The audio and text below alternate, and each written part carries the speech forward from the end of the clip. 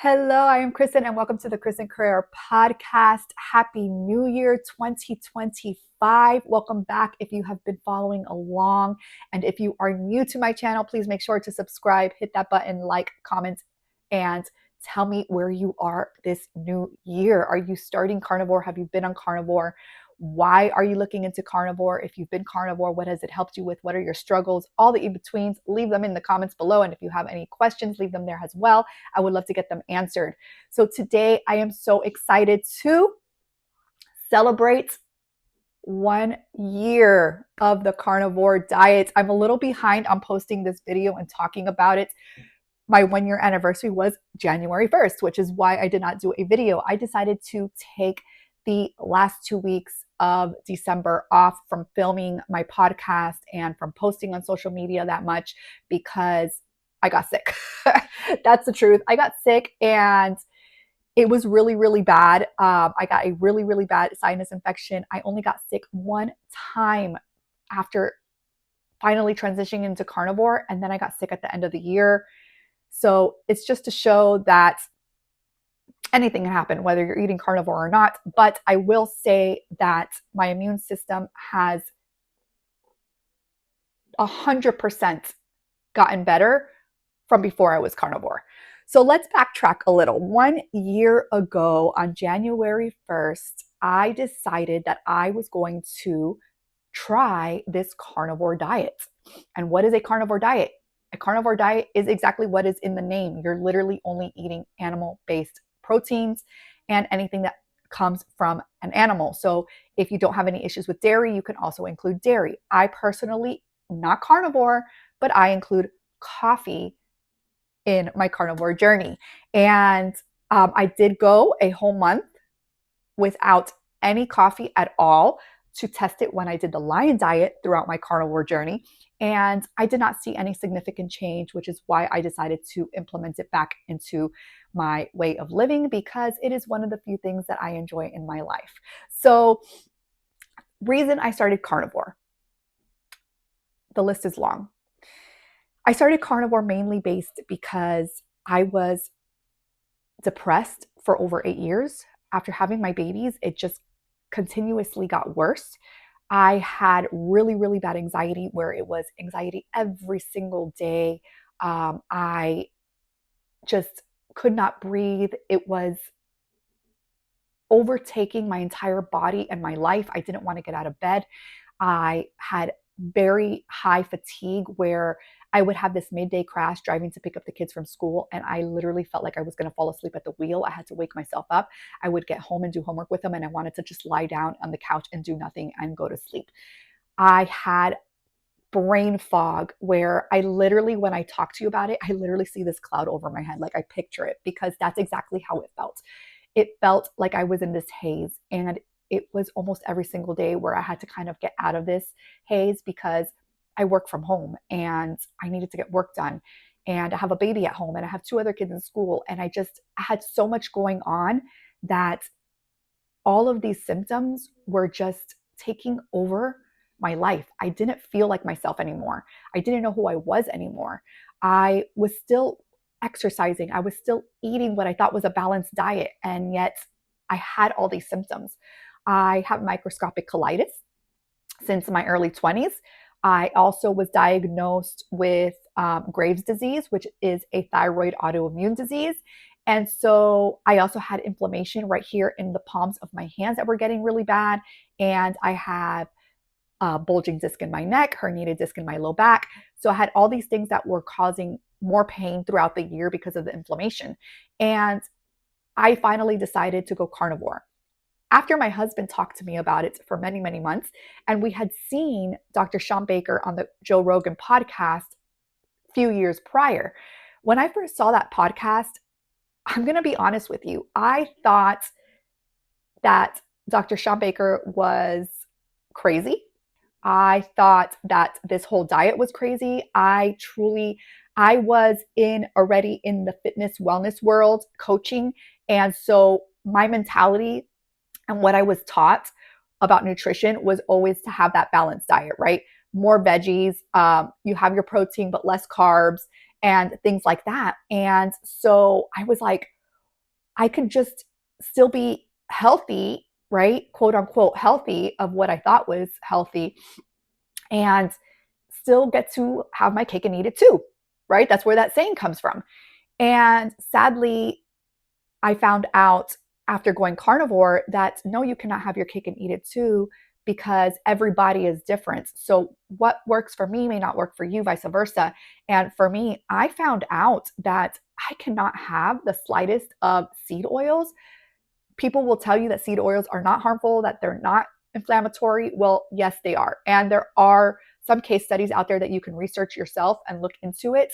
Unfortunately, I really do think that the industry is trying to deter us from really learning the truth, because sick people is going to give pharma more money. It's going to give doctors more money. It's the food industry more money, right? Because they just keep eating all the junk food. And so I had to learn all these things that I would have never learned otherwise if I hadn't gone carnivore. So when I finally decided to go carnivore, I was constantly hearing about people curing their depression, no longer having anxiety, having more energy, people with other diseases like diabetes and liver disease and getting off their medication. And so I'm like, okay, I really got to look into this. So I started researching. I got Dr. Sean Baker's book. I got Paul Saladino's book.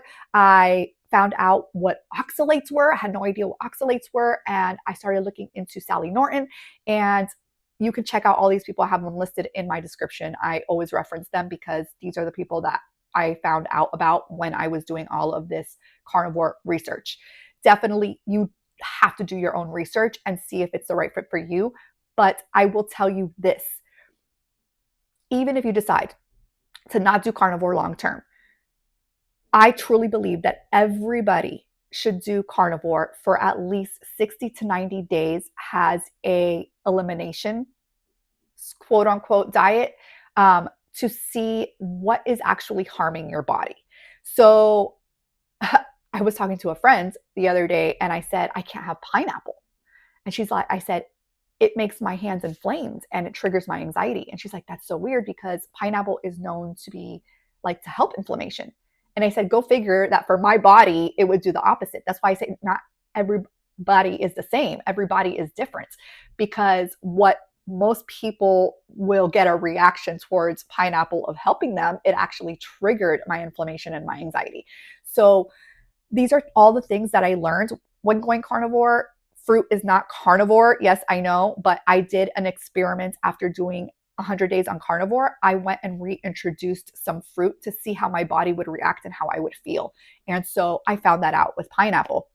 I found out, like I was telling you, with seed oils, I had the smallest piece of croqueta, this big. And because it's fried in a seed oil, I got anxiety, full blown anxiety the next day that I noticed it because it was so bad. I'm like, it had to be the croqueta.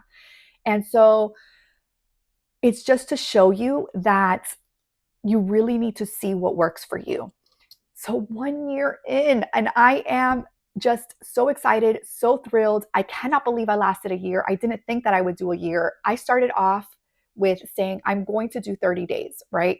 I'm going to start January 1st. I'm doing 30 days and I'm starting my podcast. So happy anniversary to the Kristin Carrera podcast as well. And so please spread the news so that we can get more subscribers to my page and grow even bigger in this community.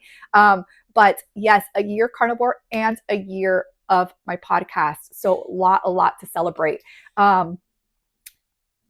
Let's go back to all my symptoms that I talked to you about. Okay. My depression, no longer have depression. Anxiety is so much lower. I do still have some anxiety, and I think it is just more of a situational thing where if I am overstressed with work or something that's personal, I get anxious. And that is something that I am still working on. So if you have any tips on that, send them my way.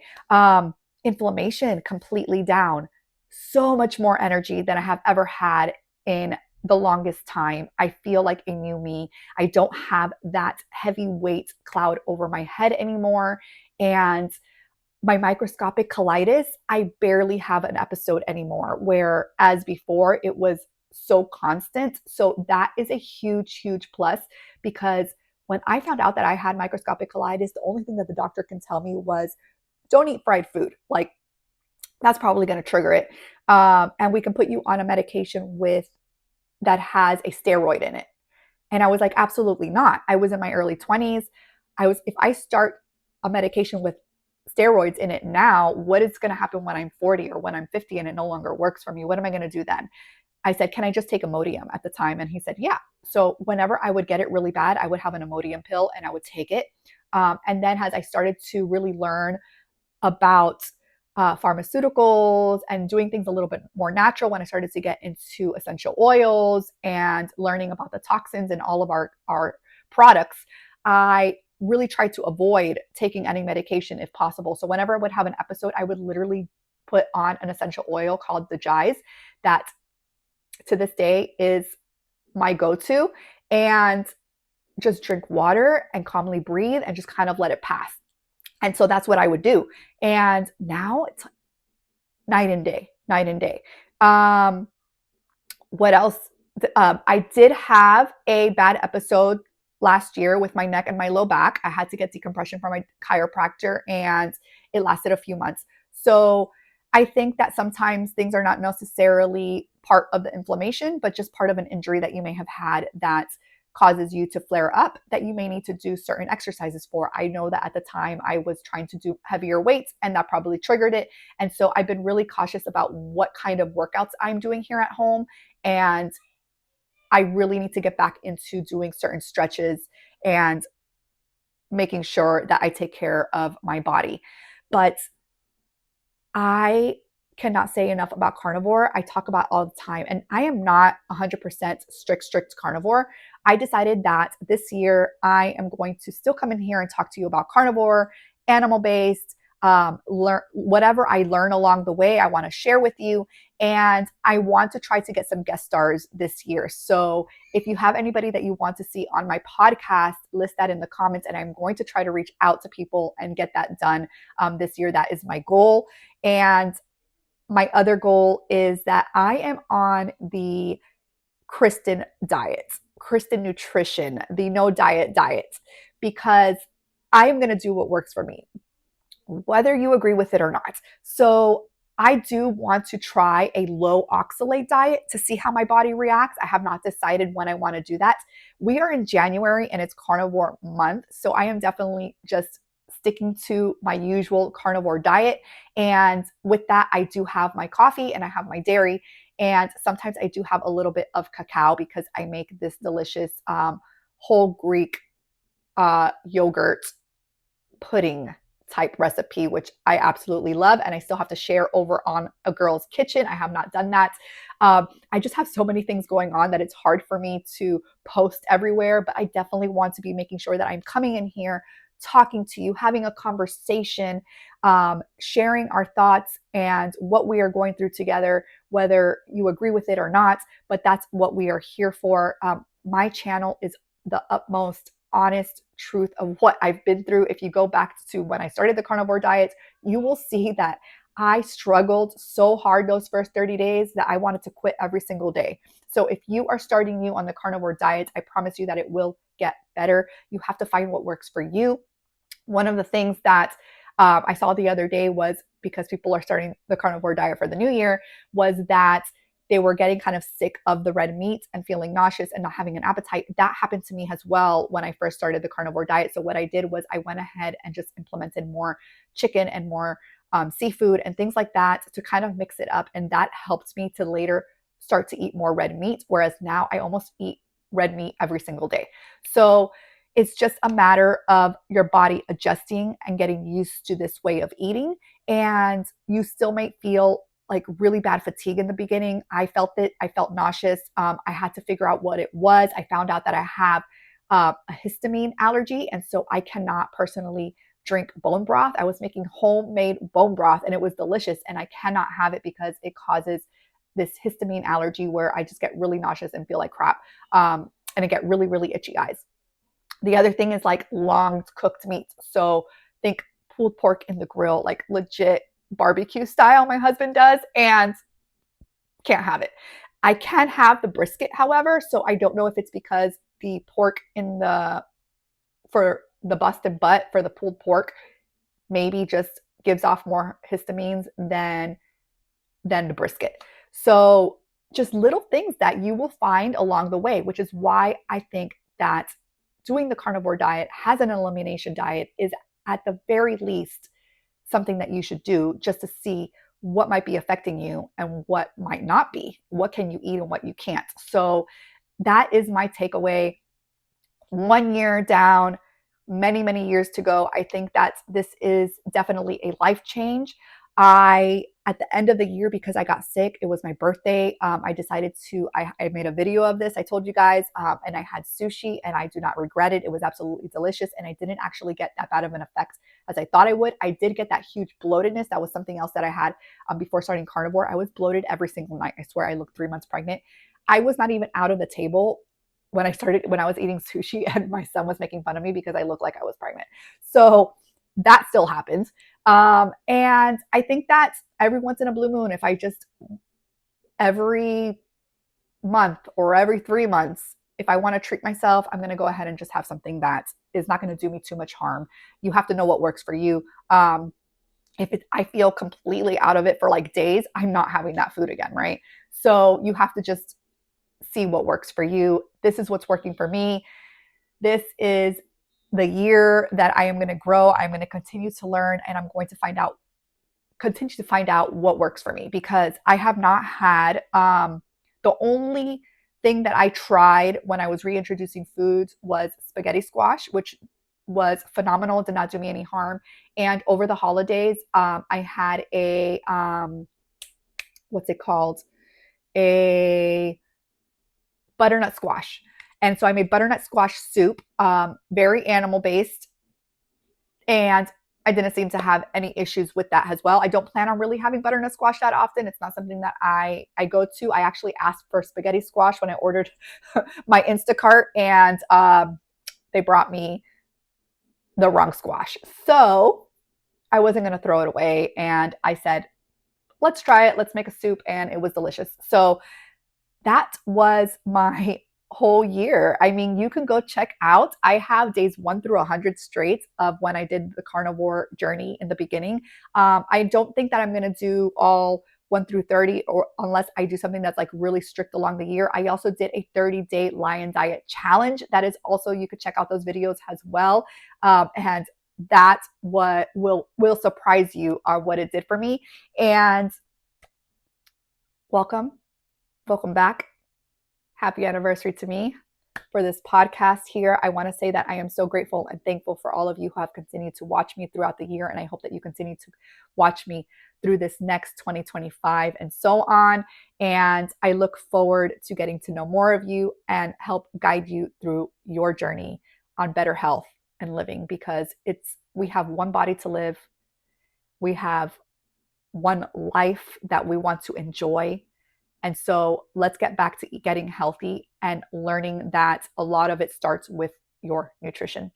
I hope that you have a beautiful day, and I will see you on the next podcast.